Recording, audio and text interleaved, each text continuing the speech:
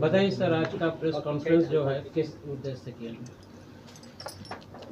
उद्देश्य ये है कि हमारे कंपनी में एक मोहित कुमार नाम का एम्प्लॉय काम करता था, जो हमारे यहाँ एडिशनल डायरेक्टर के पद पे था। लगभग 2018 से इस कंपनी में था। रिसेंटली घटना ये हुआ कि 26 तारीख को वो हमारे ऑफिस आया और हमने उसे बुलाया था। एक कॉन्ट्रैक्टर को पेमेंट देना था, तो 4,90,000 रुपये उसको मैंने कैश दिया था, ये ले जाकर कॉन्ट्रैक्टर को दे देने के लिए। लेकिन यहाँ से वो पैसा तो लेके गया, ले जाने के बाद उसको उस पैसे को उसने कॉन्ट्रैक्टर को दिया नहीं। और 27 तारीख को हम लोगों ने उसे बहुत कॉल किया, बहुत सारा फ़ोन किया, पूरे कंपनी के लोगों ने उसको कॉल किया, कॉल पिक नहीं किया। उसने सिर्फ एक मैसेज ड्रॉप कर दिया कि मैं ऑफिस नहीं आऊँगा, मैं जॉब छोड़ दिया हूँ। उसके बाद से हम लोग बहुत सारी प्रयास किए उससे मिलने के। उसके घर तक हमारे वाइस प्रेसिडेंट रवि राज जी भी गए हैं 2 बार 3 बार, क्या परेशानी है, लेकिन वो घर पे भी नहीं मिला। तो 27 तारीख को मैंने उसको टर्मिनेशन लेटर डाला कंपनी की तरफ से, मैंने उसको टर्मिनेट किया। टर्न में गए हैं।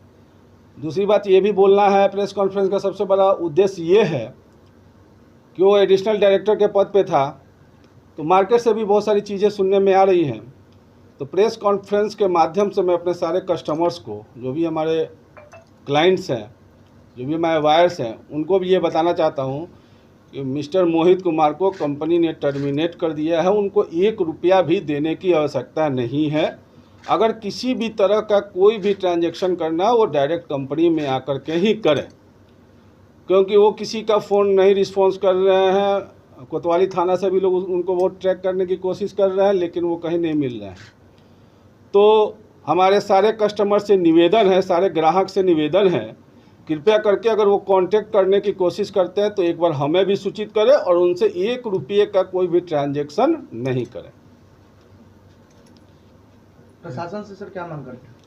प्रशासन से यही है कि उनको बताया कि तुम रिजाइन कर रहे हो, ठीक है, कंपनी का जो 5 लाख रुपया तुम्हारे ऊपर लोन है और 9.5 लाख रुपये एडवांस है, वो तुम जमा कर दो, तब हम तुमको रिलीव कर देंगे। ये कब का मामला? ये अप्रैल में।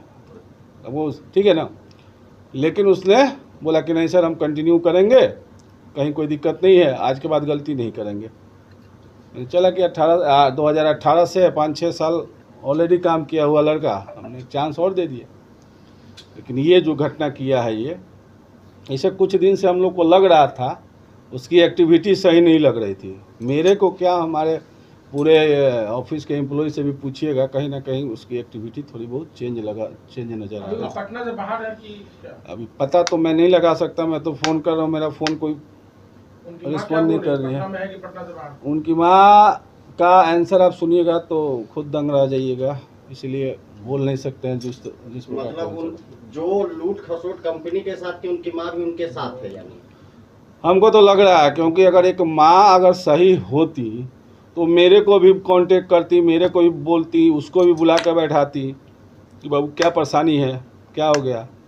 मैं तो यहाँ तक उनकी माँ को बोला कि चलिए पैसा भी अगर लिया है, कोई गलत जगह मिसयूज कर दिया, कुछ भी है, तुम आ करके बैठो, हमसे बताओ, कंपनी का डेटा दो, बाकी जो भी चीज़ें हैं हम लोग बैठ करके उसको सॉर्ट आउट करते हैं, तुम अपनी मम्मी को बैठाओ मेरे साथ।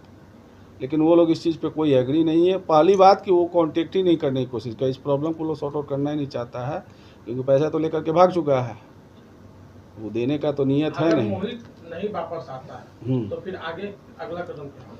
अब तो अगला कदम क्या, हम तो FIR कर ही चुके हैं। अब तो अगला कदम प्रशासन का होगा, न्यायालय का होगा। प्रशासन को चाहेंगे कि उनकी माँ से पूछताछ की जाए? प्रशासन तो उनकी माँ से भी पूछताछ कर रही है, लेकिन शायद हमको नहीं लग रहा कि फीडबैक मिल पा रहा है। और बाकी आएगा क्या तो प्रशासन ही करेगा। देखिए, ये टर्मिनेशन लेटर यही है जो मैंने उनको 27 तारीख को टर्मिनेट किया था। और नीचे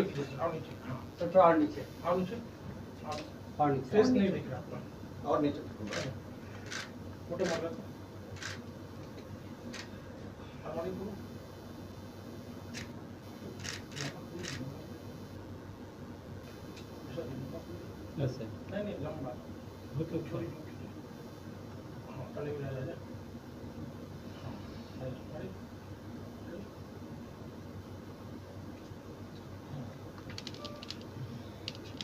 तो परिचय बता दें सर कंपनी का नाम।